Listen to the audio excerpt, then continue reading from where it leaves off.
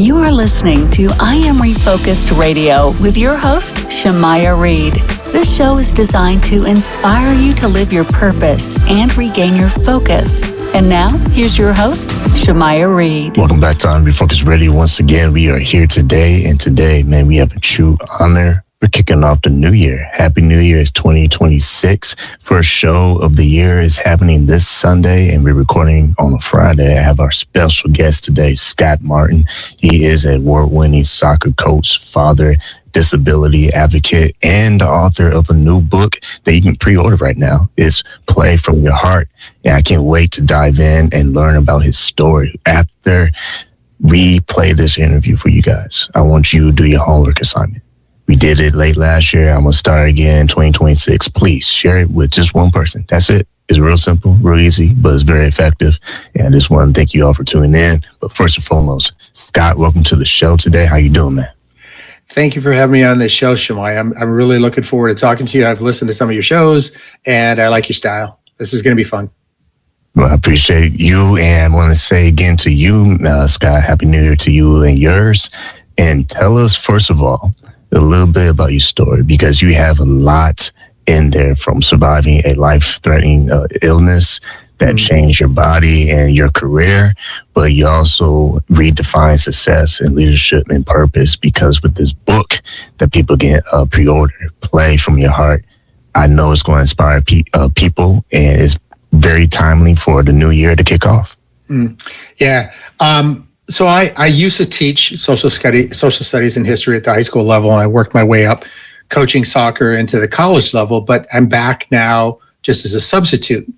And the high school where I substitute a lot is 10th through 12th grade. So early part of the year, when I first come into contact with the sophomores, I talk to them very openly and honestly about my disability. And I open with, I understand how rumors go, so let's just squelch it right away. Here's the spiel I give them. In 1993, I was the head women's soccer coach at the University of Wisconsin at Eau Claire. We had just finished my first season there. We were nationally ranked. I was heading over to Europe to do some coaching with college players I had selected from across the country, and I had been to Europe many times, taking players over there. Nike got a hold of me and said, hey, we heard some good things. We'd like you to come down to a regional camp outside of Chicago. Fantastic. Only problem was, Shemaiah, I wore Adidas. I mean, we were under a contract with Adidas, so that was kind of a strange situation. Got some free Nike stuff. That's good. Met some great people. But it was there I started feeling poorly during an exhibition match on the second night of the camp. And I'll just cut to the chase a little bit. You know, I had no idea where hospitals were. So my mom was an hour and a half away in southern Wisconsin. Pulled up there, and as wise as women always are, as soon as she saw me, and this was before cell phones, so she had no idea what was going on. As soon as she saw me, she said, you get your butt over to the emergency room, something's wrong. So I'll jump ahead one day after they released me. And the last thing I remember was my stepfather backing out of the driveway, my mom looking at us all freaked out. I woke up a month later from a coma to learn that I had contracted group A strep with necrotizing fasciitis. The media at the time loved to call it the flesh-eating disease, and it does not eat flesh. Just a way to get the message across to folks. So when I was wondering what was going on because I couldn't move, doctor told me that in order to save my life, and I was supposed to be dead, that they had to amputate both hands and parts of both feet and see how it handled life. That was tough, man. I mean, talk about a fork in the road. That was really difficult. 4 more months in the hospital, rehabbing, trying to understand how to deal with my new life. Never really got into that, Shemaiah, and that's what the dumb thing I did. I don't know if it's a male thing or what, but it was a dumb thing I did. I never looked at myself and gave me an opportunity to reflect. You know, 4 years still running a nationally ranked program, all I did was work. I ran smack dab into the wall of depression. I mean, there's another fork in the road for you. And everything changed after that when I just said, that's enough. That's enough. Of heaviness. back to back, and it's not back to back party times. It's back to back challenges. And this is a little ad lib in my interview, but I had to follow up on what you just said. And what were some of the things, or what was a thing that kept you together best you can going through these challenges? Because I can only imagine, like, wow, it's like glass break on the floor, and it's dangerous to walk everywhere on one end, but it's also like, what am I supposed to do? It never happened to me before. I never looked into it. I mean, I just focused on work. Again, that's the dumb thing I did. I became a pretty good actor of being myself, or portraying being myself to others. And I know that's how there was a lot of faking going on, how others saw me, how I thought others saw me, and tried to change the way I was in order to help them understand the new me better. That was a tricky time, and all of that led to just going down the rabbit hole into that depression that really, really nailed me. Once again, listen to Am Refocused Radio and watching us online. We're talking to our guest today, Scott Martin. You can get a copy of his book. Just pre-order it. It's Play From Your Heart. I want to mention one thing that I found interesting, because we actually talked about it in the green room, and that is key subject, music. Throughout the book, you reference specific songs and musical moments. Why was music so powerful and important in storytelling for you? It was natural for me to tell the story, because the second half of the book is dealing with post-depression, or post running into the wall and moving out to Washington and working with a group of 12-year-olds. That's the second half of the story. We ended up undefeated, winning state championship, blah, blah. I always, in all of my coaching, I've always had music at my training sessions, because I would use music as a metronome to get the players to play like that. You know, rock, blues, jazz, Motown, funk, disco, all of that would come into our training sessions.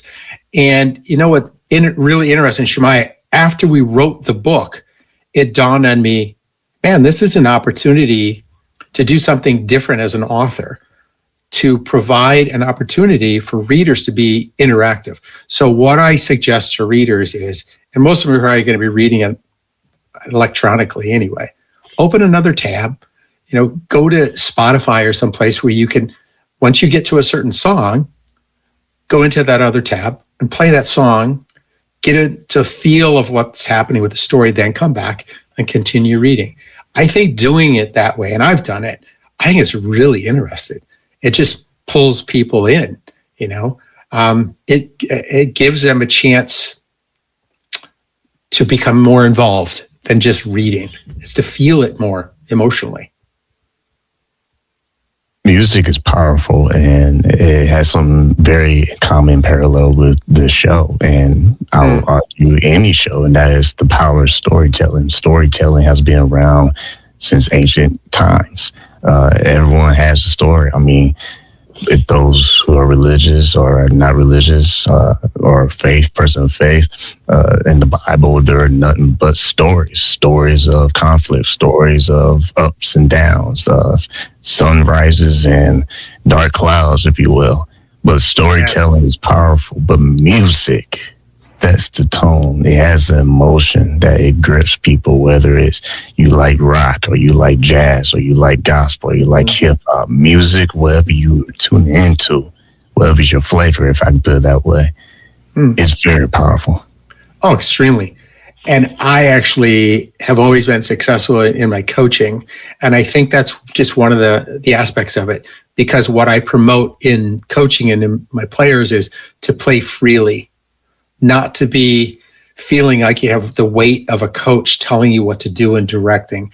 It's, to me, the game of soccer is like a Jackson Pollock drip painting, artist from the 40s and 50s, where it just flows, different colors. And the simplicity of what Pollock did, that's the same thing I want to get my players to do, is to play like the music we listen to, or we have, and a Jackson Pollock film. Just that freedom to be creative on the field as 11 players playing together and trying to win a match. when you think about the shift from having doors being open for you, going to being labeled, right? And a lot of times when we going through some conflict, people on the outside, they assume they know what's best for us, and they actually have no clue unless they walk in our shoes for about maybe 2 blocks if they last that long. They won't really understand what it's really like to be in that whole new scenery, if you will, because your whole life changed and you had to make adjustments while everybody tried to put you inside a box. Yeah, before my illness, I was a white guy in athletics, and the focus was about winning. I enjoyed that, the pressure of that. And if you were successful in the winning, then things are wide open. They get a little tighter as the bottleneck closes. But after the illness, man, discrimination, I learned it firsthand, not the same as people of color necessarily, or LGBTQ community or some other disabled people, but I learned it from the flip side. And humanity really is not easy to get along with. I think though, Shemaiah, what I've learned and what I want to be doing here from here is to educate the non-visually disabled, because they don't know. And therefore, what you don't know, you might pick on to make yourself feel better because they're uncomfortable how to act. And that's another thing when I've gotten into the media aspect and promotion of the book. That's something I'm learning, and I'm getting into it. Definitely getting into it. Educate. Once again, listen to Am Refocused Radio and watching us online, talking to our guest today, Scott Martin. Make sure you don't forget, he has a book coming out very soon. You can pre-order right now. It's Play From Your Heart, and I love that title. I hope people understand that when I do this show, not only are we kind of jazzy, like call and response, that is my style. I don't like reading too much scripts because it feels robotic. So my next question, I'm coming on improv.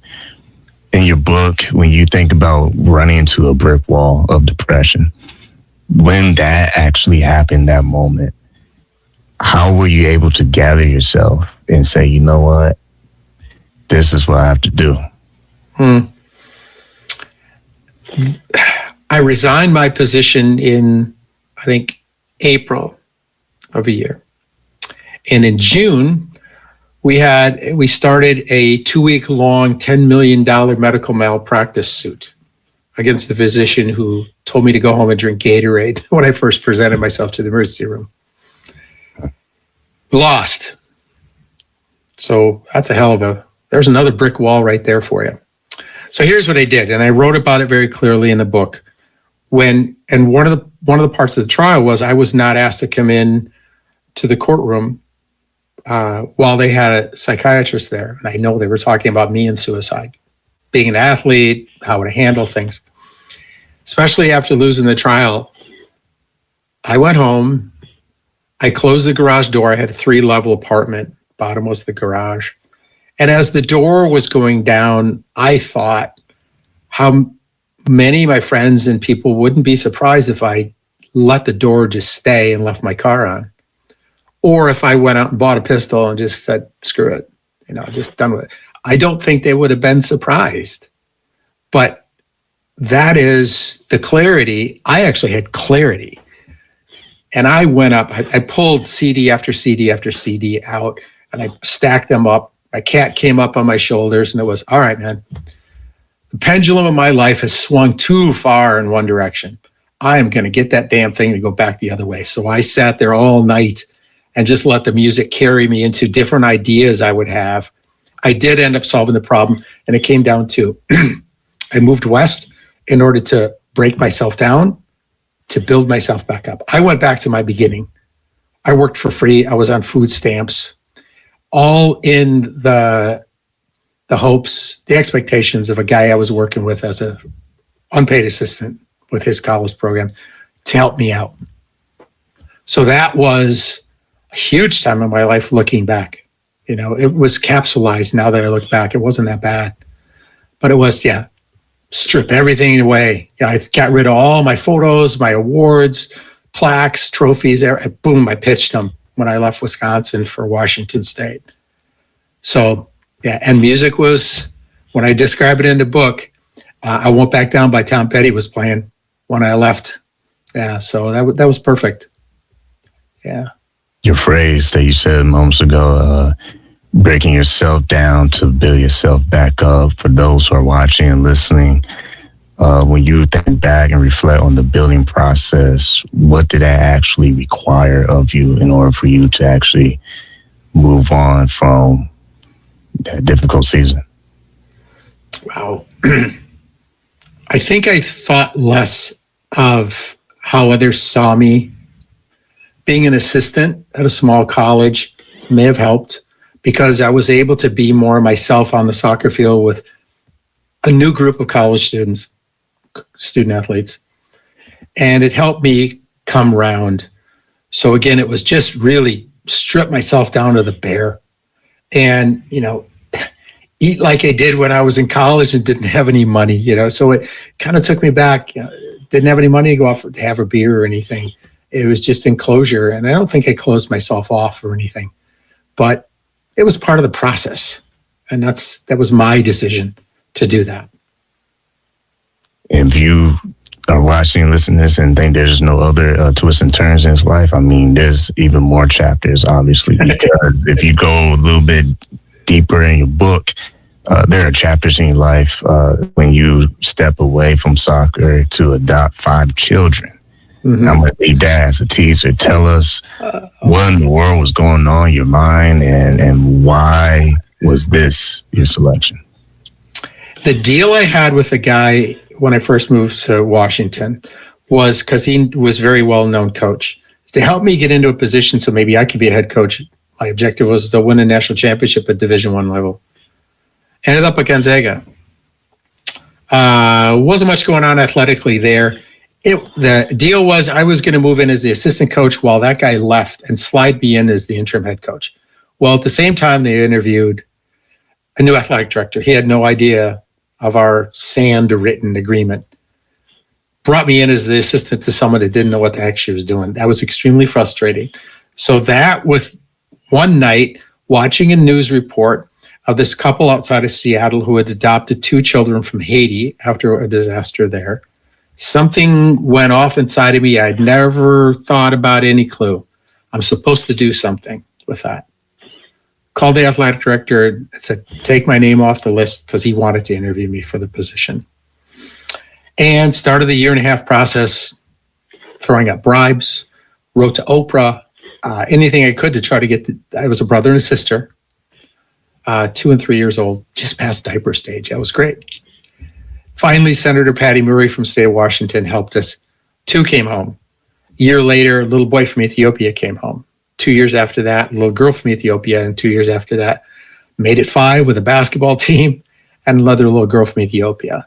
So it was totally flipping. Here we had 2 kids that came to us from Romania because there was no money. 3 kids from 3 different families. Those kids witnessed their parents die of AIDS. So we really had something that was a blend. So I stayed doing that for 20 years until I said, time to get back to coaching. And that was a good thing. Once again, listen, Am Refocused Radio, watching us online, talking to our guest today, Scott Martin. Man, if you really like what you're hearing right now, I suggest you pre-order his book, because it's coming out very soon. The title of the book is Play From Your Heart. It's coming out very soon. We will have all the information you need in the show notes. But moving right along, you have powerful talks with your players. You can share with them what your mission is with our audience. Tell us what you have told your players in that time. Well, with my resume, I went into this large club. Parents are paying thousands of dollars. They want their kids to end up playing in college or national team or whatever. So with my resume, I was not given the A team. I was not given a B team. I was given a C team of 12-year-olds. And it was, what the, well, didn't surprise me. Here's some discrimination going on.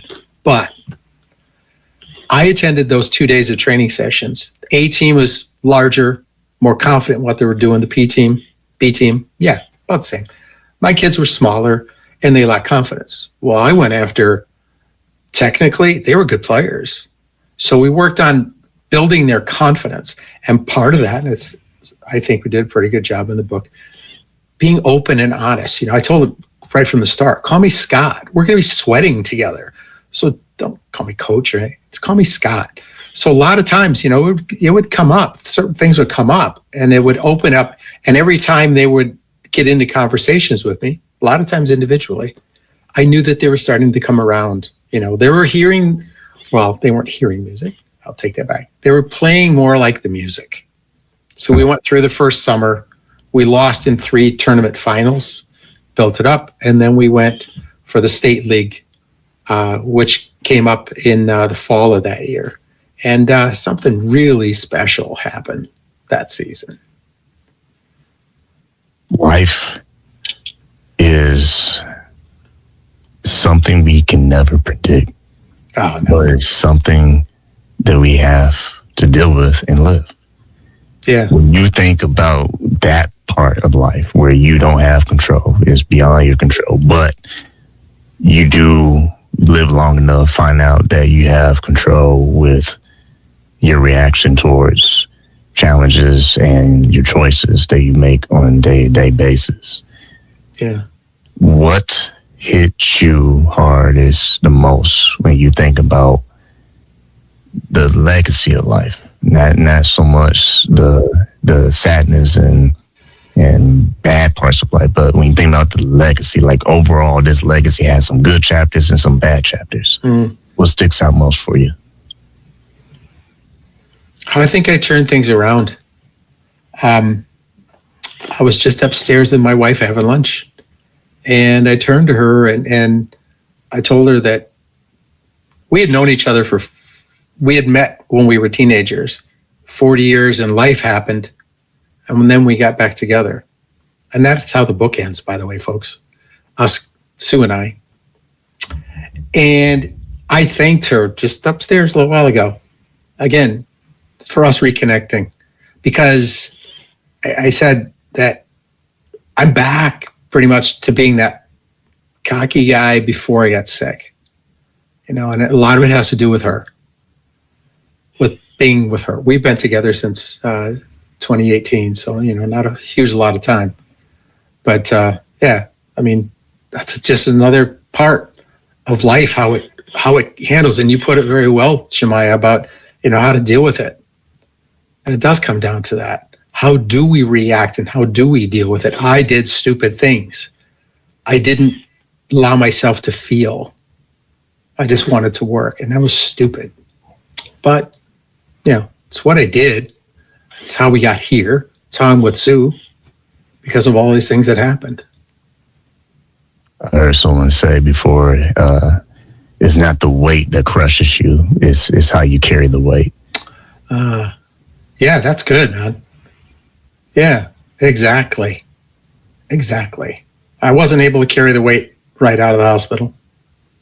Yeah, I can carry it now. Very good. Thank you. Well, once again, listen to Am Refocused Radio, watching us online as well, talking to our guest today, Scott Martin. Get a copy of his book. I'm telling you, if you don't want it right now, I'm going to get it for you. But it is available pretty soon. Just pre-order right now. Everything you need, details will be in the show notes. But the title of that book is Play From Your Heart. And let's talk about that title because I feel like it makes everything come full circle. It does. We're playing a band or something, but what inspired you to come up with that name when you decided to publish this book? It's pretty funny. I first started coaching when I was playing and attending college as a freshman, got into coaching. And right from the start, I would working with a bunch of 10-year-olds, and I'd tell them, turn off your brain and play from your heart. And that was the objective we wanted to get to. Because when World Cup's coming up, folks, go watch some of the World Cup matches, and you're gonna see a lot of teams, a lot of players play from their heart. But in order to do that, they have to be able to turn off their brain. So that title's too long. So when we thought about it, it's like, yeah, play from your heart. It really covers everything in the book. It's perfect. I just love it. And I couldn't find any other titles that, were major that were out there. So we're covered being by ourselves with that title. Last thing I'll say before we sign off is, when you think about stories, when you think about music, when you think about good movies or a good TV show, what's one thing in common that makes the individual appreciate that project the most? The connection. Yeah, exactly. Man, you're bringing up some really good stuff here, man. There is a bunch of connection. I think so many people are going to be able to connect on so many levels. It's not just the disabled community. It's not just the soccer community. And by the way, I hope the heck non-soccer people appreciate it, because I did a lot of trimming to tone down the soccer-esque parts to it. So yeah, God, you're bringing up some good stuff here. Really good. Once again, listening to us online, watching us or hearing us on radio, talking to our guest today, Scott Martin. For those who've been sitting in the back and got wax in their ears, what's the best way they can get a copy of this book, and also how they can find you online? Well, here's a little story too, Shemaiah. Our distributor, Simon & Schuster, is so freaking huge. They're a little slow right now in finally getting us up where it's supposed to be for pre-sale on Amazon. So in the show notes, what Shemaiah is going to have there is, and I apologize, but it's not so bad, it's a link to our publisher's website, and that's the only place it's available for pre-sale now. They'll take care of you once it gets up on Amazon. Once Simon & Schuster finally gets their crap together, it's going to be more available. I've got podcasts and there's going to be a lot of fixing I'm going to have to do once we finally get out on Amazon. So yeah, go to that, or you could Google up Scott Martin book, and it's going to be, down a couple maybe, but you'll be able to find it. Once again, I want to say to Scott Martin, like always, I want to say thank you for your time. Thank you very much. I appreciate it very much.